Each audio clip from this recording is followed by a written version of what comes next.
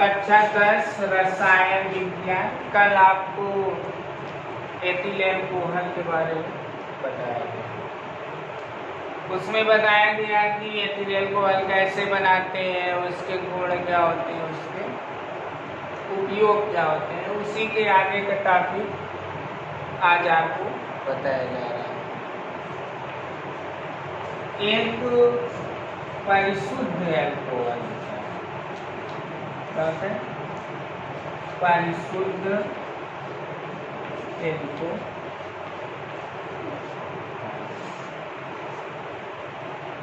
परिशुद्ध alcohol क्या होता है? 100% शुद्ध एथिल अल्कोहल, 100% शुद्ध एथिल अल्कोहल को परिशुद्ध अल्कोहल कहते हैं। ठीक। अब दूसरा होता है पावर अल्कोहल।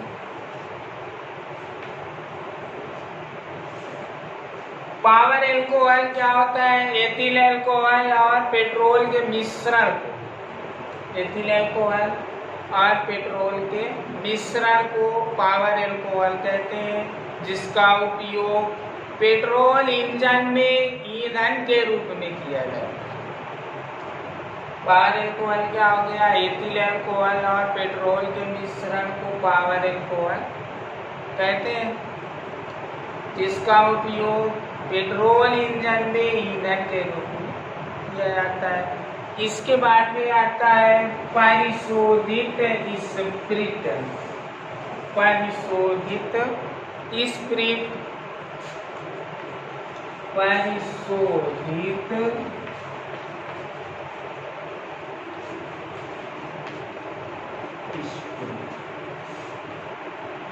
परिशोधित स्प्रिट क्या होती है? 95% एथिल अल्कोहल, 95% एथिल अल्कोहल और 5% जल,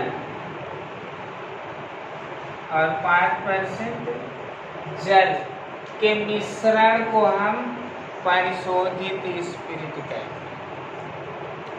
ठीक। अब इसके बाद में आती है विकृत स्पिरिट। विकृत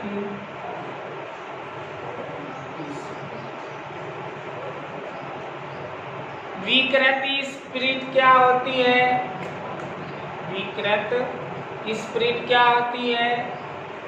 परिशोधित स्पिरिट में कुछ विषैले पदार्थ जैसे मेथिल अल्कोहल, पिरीडीन आदि मिलाने से जो द्रव बनता है उसको विकृत स्पिरिट कहते हैं।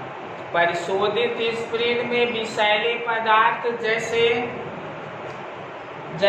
मेथिल अल्कोहल, पिरीडीन आदि मिला देते हैं तो उससे जो द्रव बनता है उसको विकृत स्पिरिट कहते हैं। अब इसके बाद में आता है एसिटिक अम्ल। क्या आता है? एसिटिक अम्ल। एथिल अल्कोहल के बारे में आपको बताया गया। अब इसके बाद में दूसरा यौगिक है एसिटिक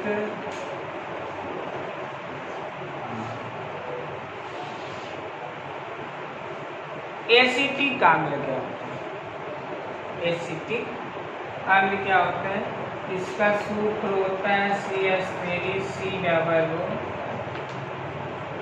मतलब इसका हो जाएगा इथेनोइक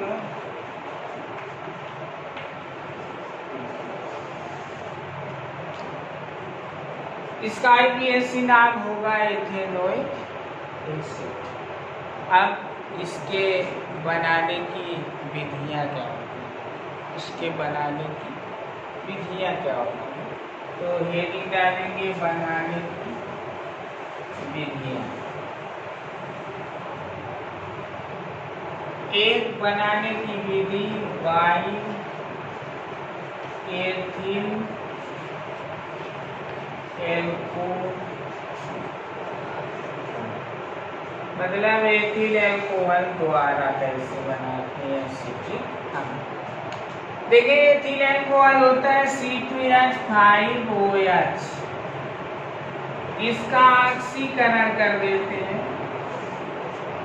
K2Cr2O7 और H2SO4।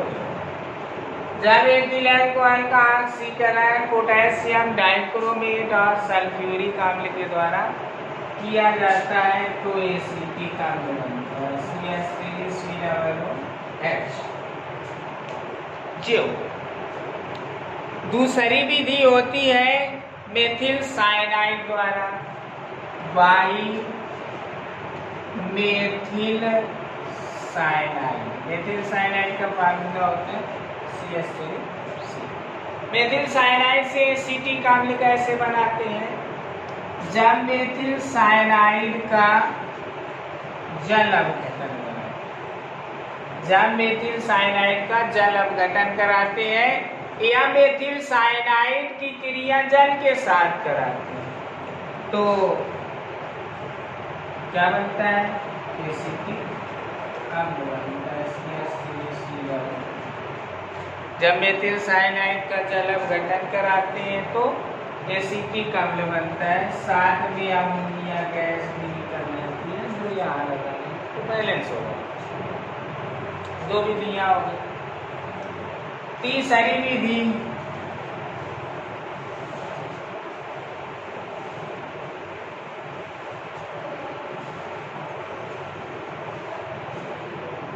विधि होती है बाई एसिटामाइड।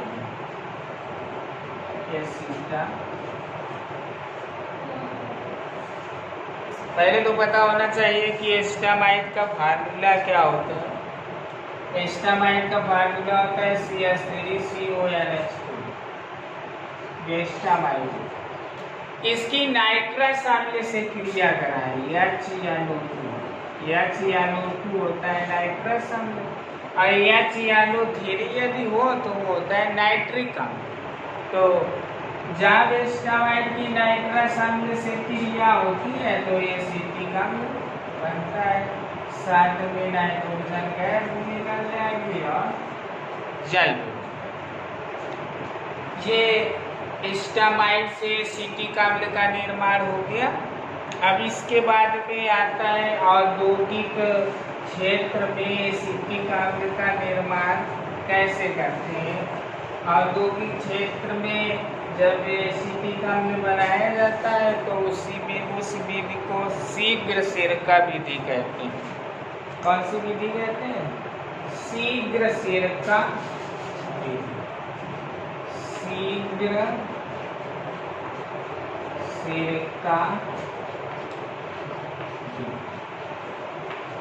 या औद्योगिक क्षेत्र में बनाया जाता है या औद्योगिक विधि होती है एसिटिक अम्ल बनाने की।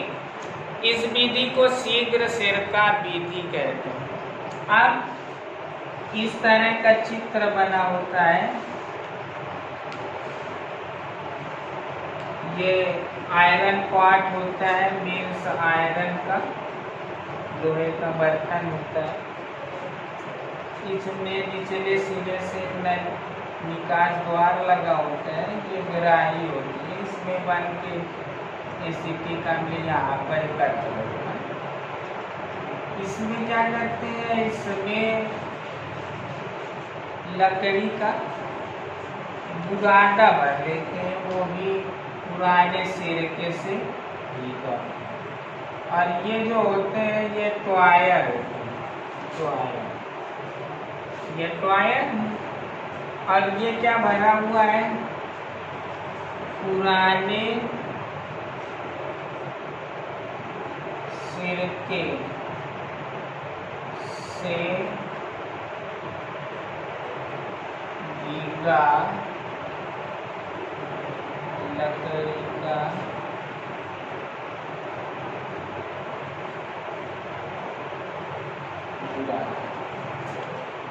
और एक नली के माध्यम से इसमें क्या करते हैं? यहाँ से एथिल अल्कोहल ये तो इसकी प्रयोग विधि क्या होगी? दिए गए चित्र के अनुसार एक लोहे का पात्र होता है जिसमें पुराने सिरके से भीगा हुआ लकड़ी का बुरादा भर लेते हैं तथा ऊपरी सतह से एथिल अल्कोहल धीरे धीरे डालते हैं और टॉयर के माध्यम से वायु प्रवाहित करते हैं। वायु में उपस्थित माइकोडर्मा एसिटी जीवाणु एथिल अल्कोहल का ऑक्सीकरण एसिटिक अम्ल में कर देता है जो निचले सिरे से बाहर आ जाता है जिससे एक ग्राही में एकत्र होता है। इस प्रकार से एसिटिक अम्ल का निर्माण हो जाता है। इसकी प्रयोग विधि बताई गई। दिए गए चित्र के अनुसार एक लोहे का पात्र होता है जिसमें पुराने सिरके से भीगा हुआ लकड़ी का बुरादा भर लेते हैं और ऊपरी सतह से एथिल अल्कोहल को धीरे धीरे डालते हैं और टॉयर की सहायता से वायु प्रवाहित करते हैं। वायु में उपस्थित माइकोडर्मा एसिटी जीवाणु एथिल अल्कोहल का ऑक्सीकरण एसिटिक अम्ल में कर देता है जिससे निचले द्वार से बाहर एकत्र कर देता है। इस प्रकार से शीघ्र सिरका विधि द्वारा एसिटिक अम्ल का निर्माण हो जाता है। अब इसके बाद में आते हैं एसिटिक अम्ल के भौतिक गुण। इसके भौतिक गुण क्या होते हैं? एसिटिक अम्ल के भौतिक गुण क्या होते हैं? जो एसिटिक अम्ल होता है वो रंगीन संक्षारक द्रव होता है। इसमें सिरके जैसी गंध आती है। यह 16.5 डिग्री सेंटीग्रेड पर बर्फ जैसा जम जाता है या 16.5 डिग्री सेंटीग्रेड पर बर्फ जैसा जम जाता है जिसे ग्लेशियल एसिटिक अम्ल कहते हैं। बर्फ जैसा जम जाएगा तो उस अम्ल को हम ग्लेशियल एसिटिक अम्ल कहते हैं। यह जल से भारी होता है। तो ये इसके होते हैं भौतिक गुण। भौतिक गुण बताए गए। यह रंगीन संचारक द्रव है। इसमें सिरके जैसी गंध आती है। ये 16.5 डिग्री सेंटीग्रेड पर बर्फ जैसा जम जाता है जिसे ग्लेशियर अम्ल कहते हैं। यह जल से भारी। इसके बाद में आते हैं रासायनिक गुण। एसिटिक अम्ल के रासायनिक गुण क्या होते हैं वो देखिए जरा।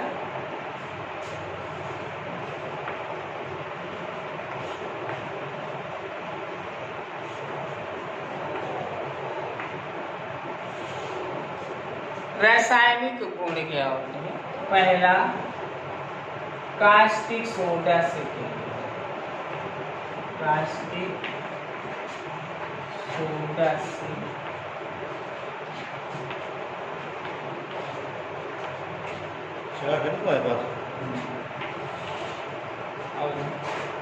एक और दे दो। कास्टिक सोडा से क्रिया।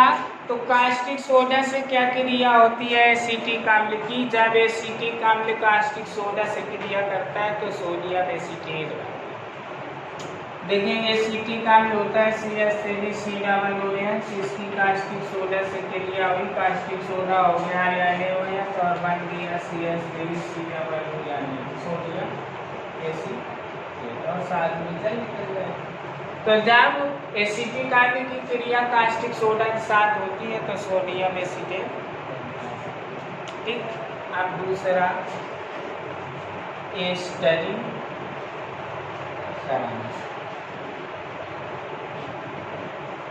एस्टरीकरण क्या? जब एसिटिक अम्ल की क्रिया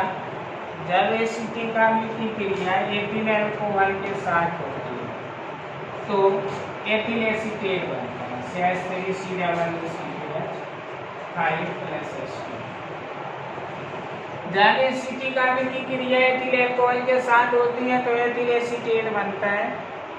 इस अभिक्रिया को एस्टरीकरण कहते हैं। एस्टरीकरण क्यों कहते हैं? क्योंकि जो एथिल एसीटेट होता है वो एक एस्टर होता है। तो इस अभिक्रिया में एस्टर बनता है, इसलिए इस अभिक्रिया में एस्टरीकरण भी कह देते हैं। जब एसिटिक अम्ल की क्रिया एथिल अल्कोहल के साथ होती है तो एथिल एसीटेट बनता है। इस अभिक्रिया को एस्टरीकरण कहते हैं। हाइड्रोजनीकरण एक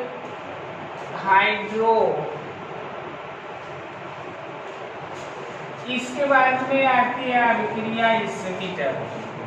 कौन सी अभिक्रिया? स्मिट अभिक्रिया। स्मिट अभिक्रिया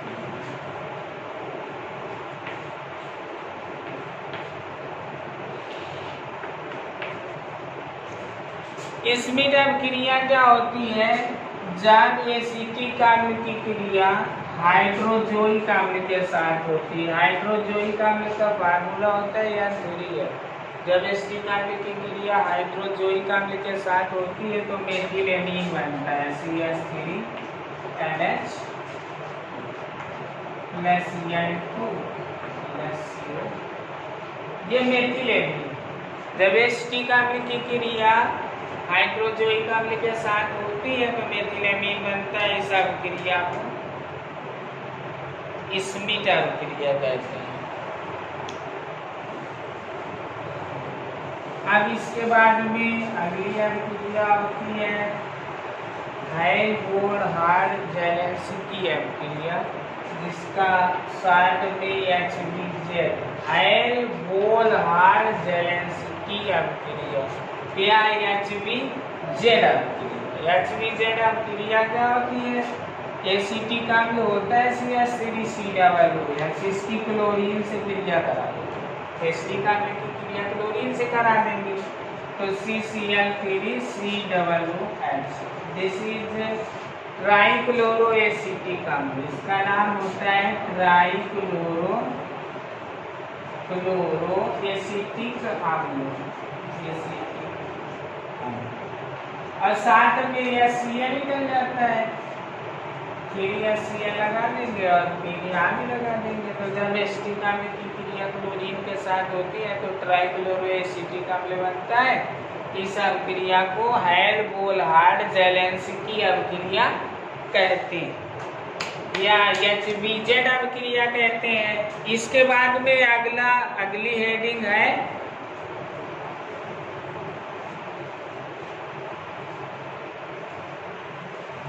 फास्फोरस पेंटाक्लोराइड के साथ। फास्फोरस पेंटाक्लोराइड के साथ फास्फोरस पेंटाक्लोराइड क्या होता है, PCl होता है।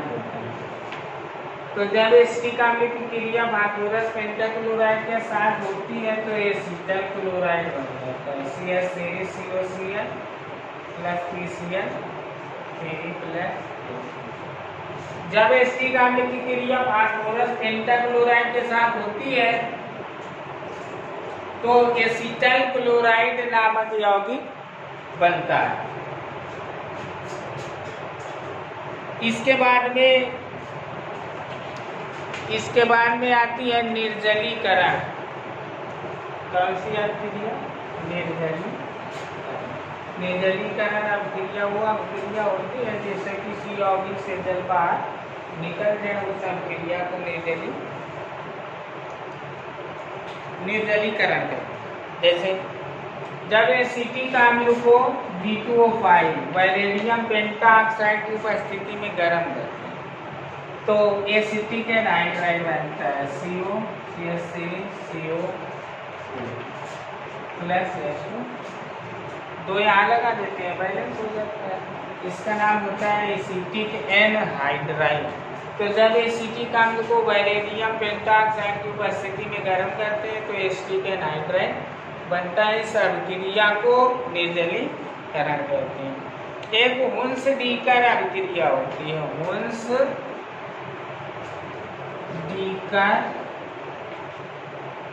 अभिक्रिया।